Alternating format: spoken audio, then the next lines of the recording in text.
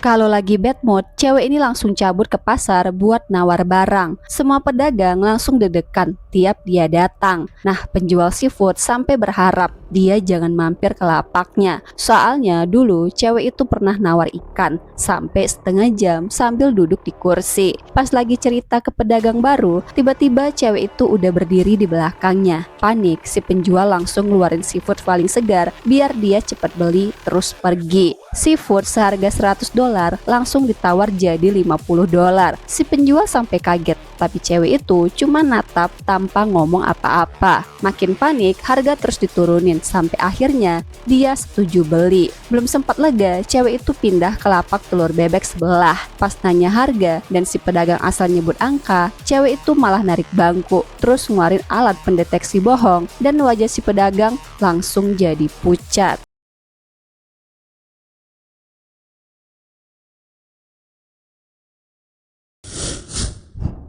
Ada seorang wanita yang gak bisa punya anak. Karena itu dia malah ngerawat akar pohon kayak anaknya sendiri. Tiap hari dia mandiin, diajarin macem-macem sampai akarnya makin gede dan makin rakus. Suatu hari akar itu bahkan nyedot rambut si wanita sampai bikin dia teriak.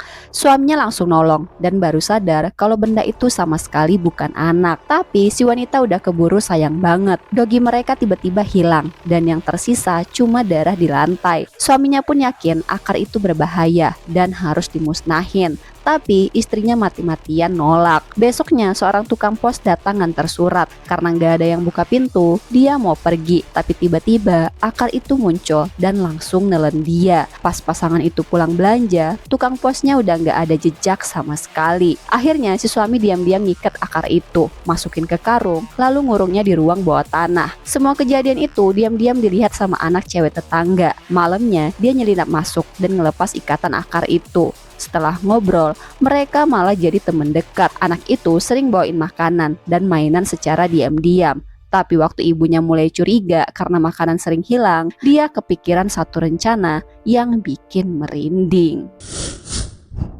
Seorang pria ngeliat kejadian aneh di toilet, lalu terungkap adanya aplikasi misterius yang bisa nunjukin hitungan mundur kematian penggunanya. Nah, cewek ini yang ngunduh aplikasi itu ngedapetin sisa hidupnya hanya 3 jam. Awalnya dia nganggap itu cuma lelucon, sampai aplikasi itu ngasih peringatan karena ngelanggar peraturan. Hitungannya terus berkurang hingga tinggal beberapa menit. Dan gak lama kemudian dia pun meninggoy dengan cara yang mengerikan. Pacarnya akhirnya sadar aplikasi itu nyata setelah selamat dari kecelakaan yang seharusnya menewaskan ceweknya. Dia cerita semuanya ke perawat ini, tapi gak ada yang percaya. Saat si perawat ikut ngunduh aplikasi itu, dia juga ngedapat hitungan kematiannya sendiri. Setelah si cowok meninggoy sesuai prediksi aplikasi, perawat ini berusaha kabur dengan menghapus aplikasi, ngancurin ponsel, bahkan ngebeli ponsel baru. Namun semua usahanya gagal ketika aplikasi kematian itu tiba-tiba terinstall sendiri di perangkat barunya.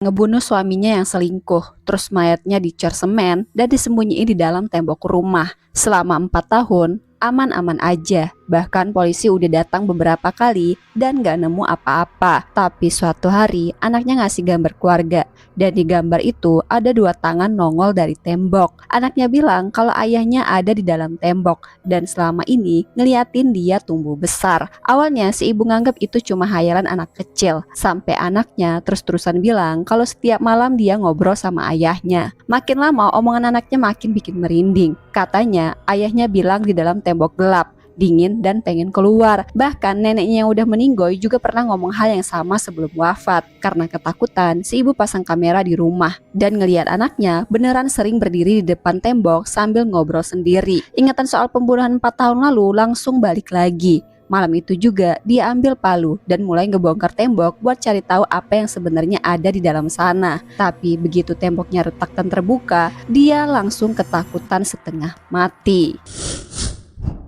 Ada seorang anak cewek yang lagi berlindung bareng kedua orang tuanya di bawah bayangan batu. Tapi makin lama, bayangan itu makin kecil sampai nggak cukup lagi buat mereka bertiga. Karena nggak ada pilihan lain, ayahnya ngedorong sang anak keluar dari tempat teduh. Anak itu pun terpaksa berbaring di bawah terik matahari. Tanah di bawahnya juga panas banget. Saat suhu terus naik, tubuhnya mulai berubah aneh. Wajahnya kering dan berkerut sampai ibunya ketakutan karena belum pernah lihat kejadian kayak gitu. Dalam hitungan menit, seluruh tubuh anak itu menyusut dan yang tersisa cuma kulit keringnya aja. Setelah matahari mulai turun, kedua orang tuanya keluar dari balik batu. Ayahnya ngangkat putrinya yang udah kering kayak selembar kain, lalu nyerahin ke sang ibu. Sebelum pergi ngejalanin sebuah misi, dia bilang kalau putri mereka sebenarnya belum koid. Kalau nemuin air, masukin aja tubuhnya ke dalamnya dan dia bakal hidup lagi. Beberapa waktu kemudian, sang ibu akhirnya nemuin sumber air di tengah perjalanan. Tanpa nunggu lama, dia langsung masukin anaknya ke dalam air. Begitu kena air, tangan dan kakinya perlahan kembali kayak semula. Tubuhnya mulai terisi lagi dan gak lama kemudian, anak itu hidup lagi lalu berdiri kayak gak terjadi apa-apa. Hari pertama jadi bodyguard, pria ini langsung dapat tugas ngawal Nyonya Bos ke pemakaman bibinya. Di sana, keluarga sang Nyonya ternyata sengaja ngejebak dia setelah tahu seluruh warisan jatuh ke tangannya. Curiga ada yang gak beres, pria ini diam-diam ngasih pena khusus yang bisa dipakai buat minta bantuan sebelum sang Nyonya masuk rapat tertutup. Dari alat penyadap di pena itu, si pria dengar keluarga sang Nyonya maksa dia nyerahin warisan dan saham perusahaan. Saat sinyal tiba-tiba hilang, dia langsung nerobos masuk, ngalahin para pengawal yang ngehalangin dia, lalu micu alarm kebakaran supaya pintu kebuka. Sang Nyonya berhasil diselamatin, tapi di perjalanan pulang, dia nangis karena udah dikhianati keluarganya sendiri.